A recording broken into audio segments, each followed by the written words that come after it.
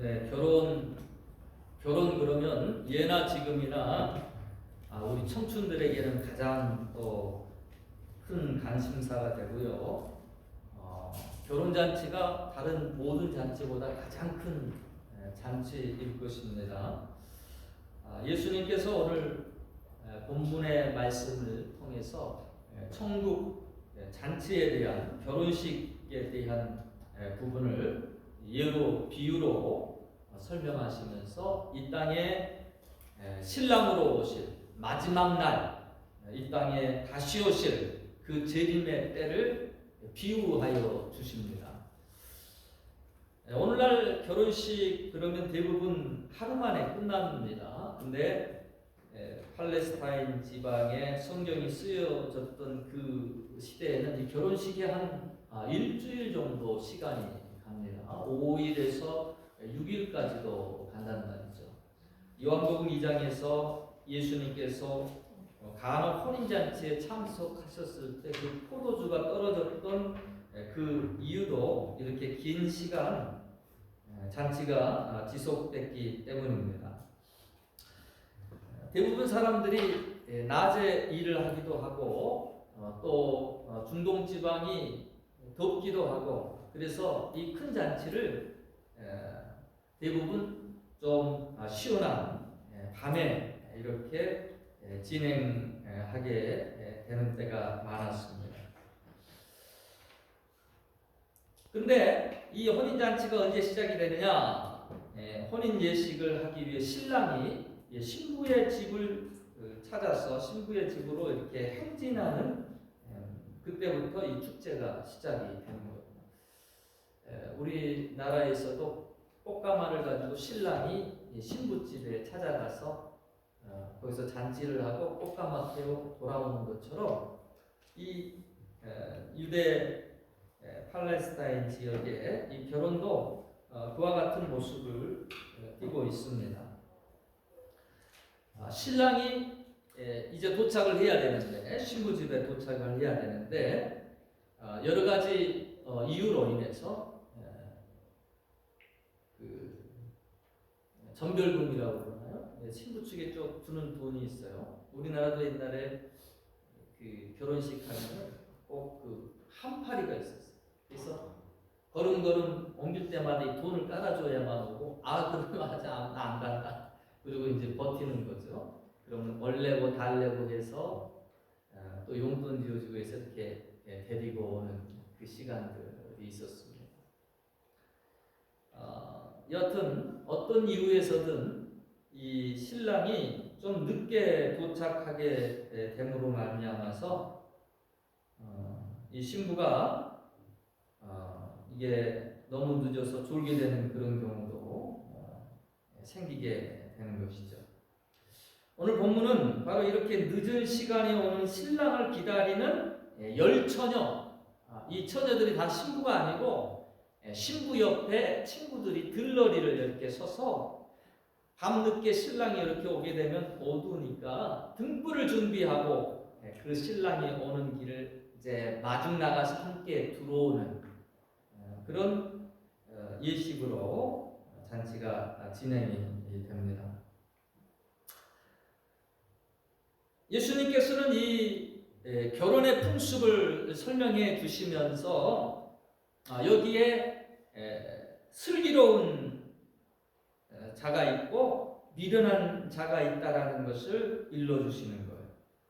어떤 자가 슬기로운 자인지, 어떤 자가 미련한 자인지 오늘 이 말씀 가운데서 저와 여러분 주님 오시는 마지막 날 신랑 되신 예수 그리스도께서 오실 때에 슬기로운 자로 다 주님을 맞이하실 수 있기를 축원합니다.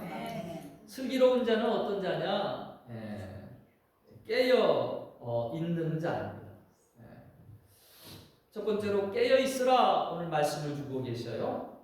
열처녀의 이 비유 가운데 말씀하실 때 맥락을 보면 마태복음 24장 마지막 그 재림의 때 어떤 일들이 일어날 것인지, 말씀 마지막에 어떠한 일들이 일어날 것인지 여러 가지 부분들을 이렇게 예언해 주시면서 이제 25장으로 넘어옵니다. 그러니까 그 말세를 말씀하시는 그 비유의 연장선상에 있는 비유이다라는 것이죠. 그러면서 결국은 뭐냐? 깨어 있으라라는 거예요.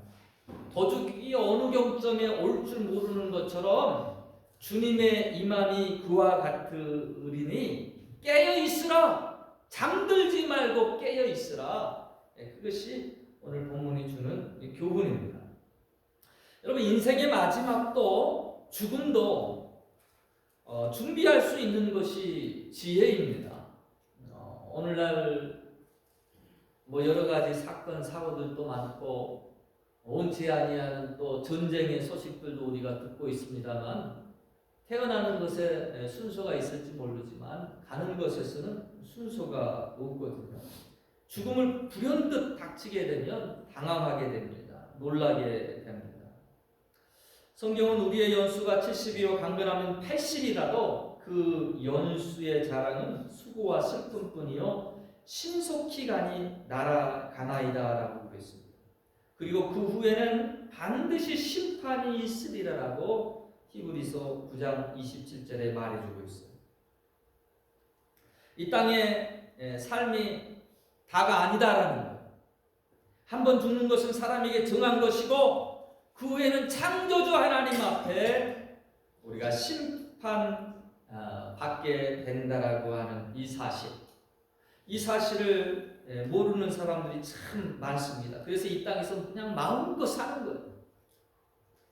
지금 이 순간을 즐기면서 사는 거예요. 그것이 성경의 한 부자의 고백 아니었습니까? 창고를 짓고 많이 쌓아두었으니 내 영혼아 이제 먹고 마시고 배부르자. 그에게 있어서 삶은 이 땅이 끝이요. 그 다음 세상을 보지 못하는 것이죠.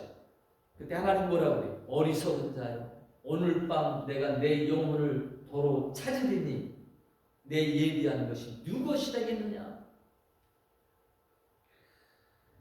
하나님께서 그 밤에 그 영혼을 부르십니다. 돌아오라 할 때 여러분 창조주 하나님이 부르시면 이 땅의 모든 것 다 내려놓고 하나님 앞에 나아가야 하는 것입니다. 이 세상 삶이 다가 아니다라는 것, 죽음 이후에 또 다른 영원한 세계, 하늘의 세계가 있다라고 하는 것, 이것을 아는 것만 가지고 여러분 가치관의 변화가 일어나고 보는 시각이 달라지게 되어 있습니다. 천국은 마치 등을 들고 신랑을 맞이하는 열처녀와 같으니 오늘 본문 1절의 말씀이 그렇게 시작되거든요. 우리는 예수 그리스도를 나의 주님으로 영접한 사람들이죠. 하나님의 나라에 초청을 받은 사람들입니다. 이 비유에서 열처녀 모두가 다 주님을 기다리고 있었어요. 성경에 보니까 주여 주여 내가 주의 이름으로 능력도 행했고 주의 이름으로 이것도 행했나이다. 근데 주님은 정작 내가 너를 도무지 알지 못한다라고 하는 사람들이 있었죠. 불의를 행하는 자들아, 자기를 위해서, 자기 욕심을 위해서, 주를 위해서 봉사한 것이 아니고 주를 위해 희생한 것이 아니고 자기의 탐욕을 위해서 살아갔던 사람들, 그렇게 주님으로부터 또 인정함을 받지 못하고 있습니다. 마태복음 22장 14절에 보니까 청함을 받은 자들은 많되 택함을 입은 자들은 적으니라. 많은 사람들을 주님이 은혜로 불러주셨습니다. 하나님의 은혜 가운데 생명을 얻는 구원의 길로 인도해 주셨습니다. 그럼에도 불구하고 택함을 입는 자들이 너무 작은 거예요. 오늘 본문에도 5 처녀는 슬기로운 자로 주님과 함께 잔치자리에 참석하지만 5명의 미련한 처녀들은 문 밖에 들어가지 못하고 그들의 실수함 때문에, 그들의 얼기소름 때문에 잔치 가운데 참여하지 못하는 모습을 보게 됩니다. 어떤 이들은 밭을 사서, 어떤 이들은 소 5개를 사서 시험하러 가야 되니 또 어떤 이들은 장가 갔으니 나를 용서하라. 임금의 초청에 들어가지 못하는 사람들이 너무나 많이 있었다라는 겁니다. 신앙생활을 하다가 사업이 바빠서 또 시험을 만나서 또 어떤 개인적인 문제로 신앙생활에서 이렇게 떠나 지내다 보니까 점점 하나님을 잃어가게 됩니다. 저는 하나님께서 괜히 안식일을 주신 게 아니에요. 세상 가운데 열심히 일할 6일을 주시고 제7일은 다시 하나님 앞에 나와서 그들의 마음을 새롭게 하고 또 하나님을 기억하게 하고 어떤 영적인 순환기를 이렇게 주시는 거죠. 그러나 여러 가지 일들로 인해서 하나님을 잊어버리고 그렇게 살아가는 분들이 신앙을 벗어나서 거하고 있는 사람들이 많은 것을 보게 됩니다. 깨어있지 못하고 영적 잠을 자는, 그러므로 준비할 것을 준비하지 못하는 신앙인들이 의외로 많다라는 것이죠. 로마서 13장 11절로 14절 말씀해 보니까 또한 너희가 이 시기를 알거니와 자다가 깰 때가 벌써 되었으니 이는 이제 우리의 구원이 처음 믿을 때보다 가까웠습니다. 밤이 깊고 낮이 가까웠으니 그러므로 우리가 어둠의 일을 벗고 빛의 갑옷을 입자. 낮에와 같이 단정히 행하고 방탕과 술 취하지 말며 음란과 오색하지 말며 쟁투와 시기하지 말고 오직 주 예수 그리스도로 옷 입고 정욕을 위하여 육신의 일을 도모하지 말라. 사도 바울은 권면해 주고 있습니다. 여러분, 자다가 깰 때가 된 줄로 믿습니다. 신앙생활 가운데에서 여러분 영적인 잠을 깨어 나시기를 바랍니다. 하늘을 바라보고 그리고 그 하늘을 향해 가름박질할 수 있는 저와 여러분 되어지기를 소망합니다. 그럼 무엇을 준비해야 되느냐? 오늘 이 슬기로운 단역 소녀가 준비한 것이 무엇이냐? 두 번째로는 여러분 등불을 밝히시기를 바랍니다. 자, 6절 말씀해 보니까 밤중에 소리가 나되 보라 신랑이로다 맞으러 나오라 하매 이에 그 처녀들이 다 일어나 등을 준비할세. 등불을 준비합니다. 신랑 대신 주님이 오셨을 때 제일 먼저 등불을 준비했다라는 거예요. 어둠을 밝힐 등불입니다. 예수님께서는 우리를 가리켜서 너희는 세상의 빛이라, 너희는 세상의 소금이라 그러면서 이 등불을 등경 위에 든다, 높은 곳에 든다. 그것은 모든 세상 사람들이 다 볼 수 있게끔 환히 비추도록 그와 같이 높은 곳에 든다라고 말씀하셨어요. 우리는 구원을 은혜로 받았습니다. 하나님이 준비해 주신 전적인 하나님의 선물입니다. 이것은 누누이 강조하고 강조해도 결코 부족함이 없는 부분이에요. 그러나 정작 우리가 놓치지 말아야 될 것이 있어요. 그것은 무엇인가 하면 착각해서는 안 되는 부분. 여러분, 우리가 예수 그리스도의 은혜로 구원을 받은 다음에 하늘의 새 생명을 우리의 삶 가운데 가진 다음에 우리의 삶은 변화가 일어나야 돼요. 열매가 맺혀지게 되어야 됩니다. 생명을 잉태한 임산부가 자기 몸에 변화가 일어나는 것처럼 여러분 예수를 믿고 멸망받을 세상 가운데 거짓받은 하나님의 백성들의 생각이 변화가 되고요. 삶의 패턴이 바뀌게 되고요. 좋아하는 것이 바뀌게 되고요. 변화가 일어난다는 것입니다. 행위가 구원의 조건은 아니지만 살아있는 나무는 열매를 맺게 되어 있고요. 그 열매로 우리는 그 나무가 어떤 나무인지 그렇게 분간할 수가 있게 되는 것입니다. 여러분, 날마다 저와 여러분의 삶 가운데 육신의 열매가 아니라 성령의 열매가 주렁주렁 맺히시기를 축원합니다. 마태복음 25장에 보면 달란트 비유가 나와 있어요. 주님이 오셨을 때 우리의 열매를 보는 거예요. 어떠한 열매를 맺고 있는가를 보십니다. 저와 여러분 빈손 들고 왔습니다. 세상에 태어나면서 금가락지 끼고 그렇게 태어난 사람 없어요. 빈손 들고 왔습니다. 모든 것들을 나의 재능과 나의 시간과 내가 누리고 있는 모든 것 하나님께로부터 온 것들입니다. 다시 말하면 이 땅에 있는 동안 여러분 하나님이 맡기시는 거예요. 빈손 들고 왔다가 죽을 때 다시 또 그냥 빈손 들고 가는 것이 인생입니다. 주신 것 땅에 묻어뒀다가 썩히다가 하나님이 부르실 때 그렇게 하나님 앞에 나아갔던 이 한 달란트 받았던 종에게 하나님은 뭐라고 하십니까? 약하고 악하고 게으른 종아, 내가 너에게 맡긴 것으로 네가 무엇을 했느냐? 책망하시는 음성을 듣게 됩니다.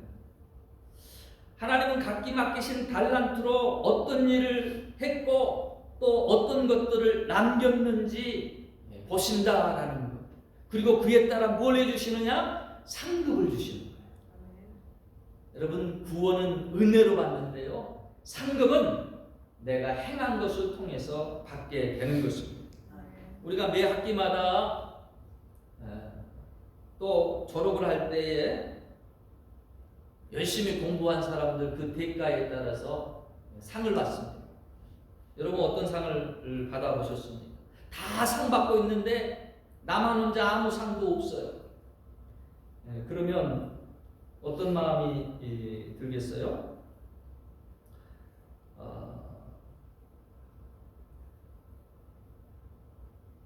성경에 보니까 그 불 가운데에서 건짐받은 바엔 부끄러운 구원과 같다.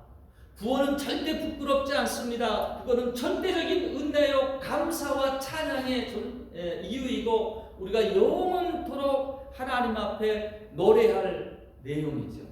그럼에도 불구하고 구원받았는데 그 구원받은 사람들 가운데에서 아무개 부르면서 다 상급 생명의 면류관, 의의 면류관 받고 있는데 나만 혼자 아무것도 없는, 상이 없는 그 모습 가운데 사도 바울은 표현하기를 불 가운데에서 부끄러운 구원을 받은 자의 모습이다라고 표현을 했습니다. 저와 여러분 빛을 내시기를 바랍니다. 하나님 앞에 받은 등대에 빛을 밝히시고 그래서 너희 착한 행실을 보고 모든 사람이 아버지께 영광을 돌리게 하라. 우리의 착한 그 행실 가운데 또한 하나님이 상 주시고 많은 영광을 하나님 앞에 받게 되는 저와 여러분의 삶이 되시기를 축원합니다. 세 번째로 이 슬기로운 사람, 이 사람은 기름을 채우고 있었어요.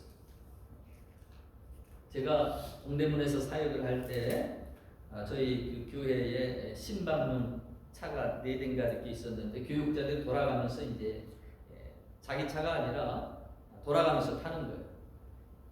부목사님이 성격이 참 급하신 분이에요.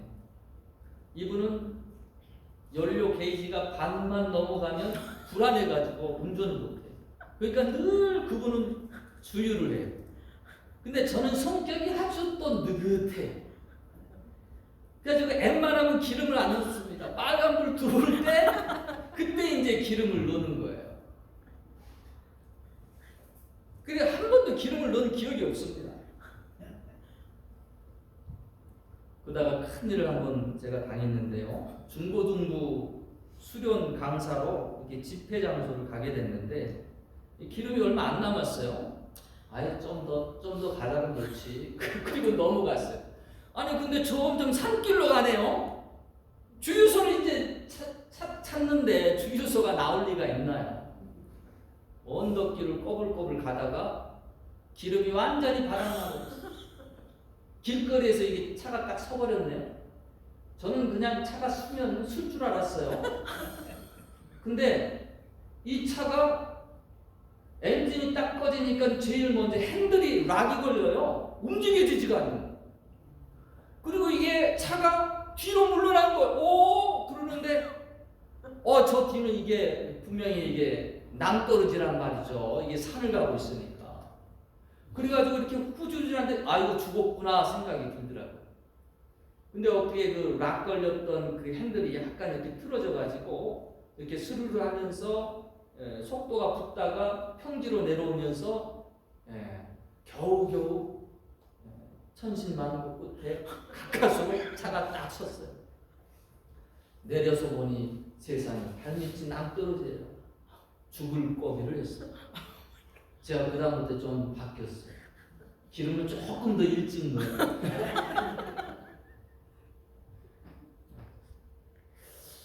여러분 꼭 어려움 닥쳐가지고 기도하려고 하지 마시고 미리미리 기도를 쌓아놓으시기를 바랍니다. 제가 신학생 때 평기라고 하는 모임을 만들었는데 이름이 평생 기도 동지회 그렇게 해가지고 이제 줄여서 평기회입니다. 정작 목회할 때는 바빠서 기도할 시간이 많이 부족하니까 신학생 때 많이 기도를 저축해 놓으라는 말에 도전이 돼가지고 열심히 기도했습니다. 저녁에 산에 가서 산기도하고 새벽 예배 마치면 운동장 스탠스에 가서 또 기도하고 일주일에 2번씩 철야하고. 여러분 기도는 없어지지 않아요. 땅에 떨어지지 않습니다. 하늘에 쌓인다라고 그랬어요. 평상시에 시간 될 때마다 여러분 많이 쌓아 두시기를 바랍니다. 여기 슬기로운 5 처녀들이 준비한 것은 등불만이 아니었어요. 또 무엇을 준비했다라고 그랬습니까? 기름을 함께 준비했다라고 그랬어요. 기름이 무엇을 의미할까요? 유대인들이 그 당시에 사용하는 등은 올림픽 꼭 성화 주자들이 이렇게 햇불처럼 들고 뛰는 이게 나오지요. 그렇게 생겼습니다. 그래서 그 등 안에 기름은 한 2~3시간이면 타버립니다. 그래서 등에 기름을 더 부어 주어야 계속 불을 밝힐 수가 있는 것이죠. 우리의 신앙생활에 우리가 빛을 내고 어둠을 밝히는 그런 등불이 되려면 영적인 힘을 여러분 공급받아야 되는 것입니다. 여러분에게 기름이 충분히 있습니까? 성경은 우리에게 다른 무엇보다도 성령 충만을 받으라 라고 명령하고 있어요. 이 교회 시대에 하나님이 많은 일들을 세상 가운데 내 증인이 되라 귀한 사명을 맡겨주시면서 성령의 권능의 성령을 허락해 주셨다는 거죠. 사도행전 수요일 날마다 강의하고 있습니다만은 이 사도행전의 그 놀라운 역사들은 다 성령 하나님으로부터 일어나는 역사들입니다. 성령의 역사였다라는 것. 사도 바울은 한 인간으로서 로마서 7장의 내적인 갈등을 겪습니다. 22절 말씀에 보니까 내 속사람으로는 하나님의 법을 즐거워하되 내 지체 속에 한 다른 법이 있어 내 마음의 법과 싸워 내 지체 속에 있는 죄의 법으로 나를 사로잡아 오는 것을 보는도다. 그가 자신의 힘으로 열심히 신앙생활하려고 노력할 때마다 또 다른 마음의 소원과는 달리 육체의 한 법이 자꾸 나를 사망의 법 아래로 끌어내리는 거예요. 이기지를 못하는 거예요. 절망 가운데 허우적거리는 거예요. 그렇게 7장이 넘어가는데 7장 24절에 오호라 나는 곤고한 사람으로 이 사망의 몸에서 누가 나를 건져내랴 고뇌하는 이 사도 바울의 모습. 근데 8장으로 넘어가면서 그 분위기가 그 기조가 확 바뀝니다.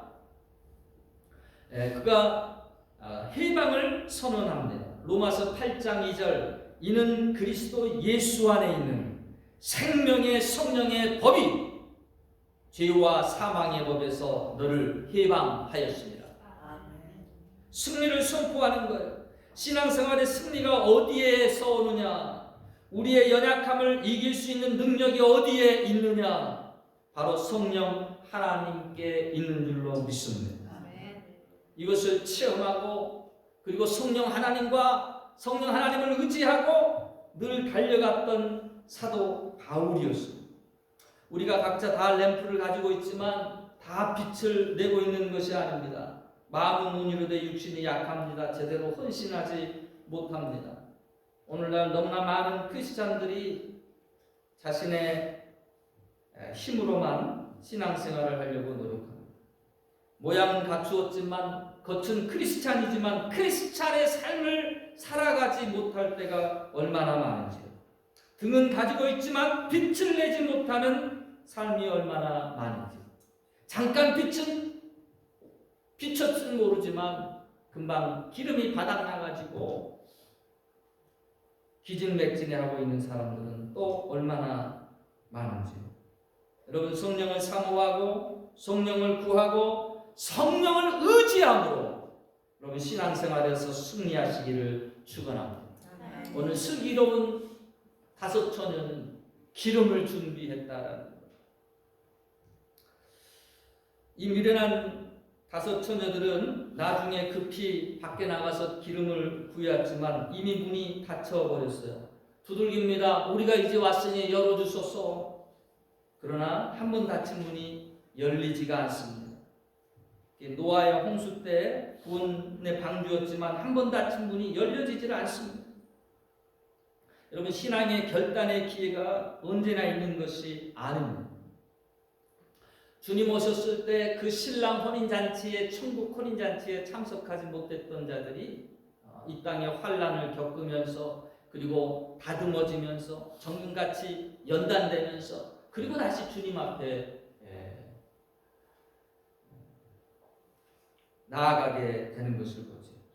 여러분, 지금은 은혜 받을 만한 때요, 구원의 때입니다. 영적인 잠에 빠져 있지 마시고 깨어 일어나시기를 바랍니다. 그저 구원받은 은혜의 그 자리만 머물러 있지 마시고 하늘의 영광의 상을 향해 다름박질할 수 있는 여러분이 되시기를 바랍니다. 기회가 주어져 있을 때 깨어 준비하고 주님 이 땅에 신랑으로 오실 때 슬기로운 성도 되어 다 주를 맞이하고 기쁨의 잔치 가운데 참여하는 복된 여러분의 삶이 되시기를 주의 이름으로 축원합니다. 아멘.